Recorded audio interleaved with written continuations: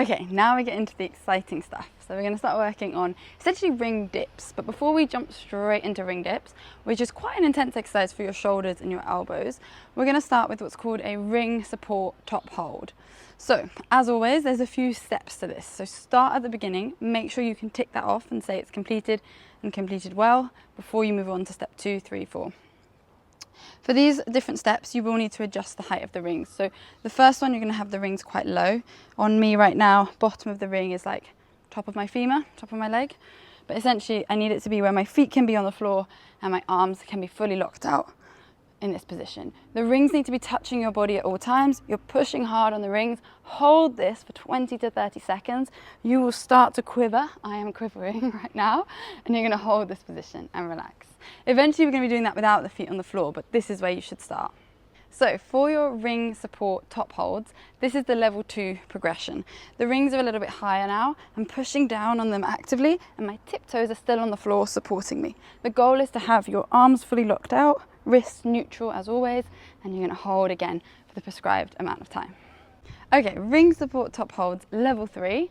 Now the rings, I've kept them at the same height as before, but instead of having my tiptoes on the floor, now I'm going to try and float my legs off the floor. You may find it easier to start like this with the knees bent, but eventually you want to progress to having your legs fully straight. You can do either, whichever you find easier. I will say, when I first started this, I used a step, like one of those steps you use in the kitchen or in the bathroom, or a chair. I actually used the dining chair because that's what I had.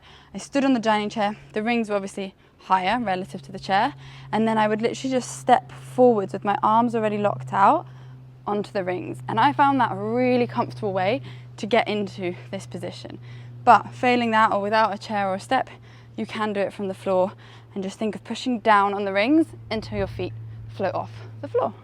For the final position of this top support in the rings, we're going to have the rings turned out. So that's the most challenging movement of the 4.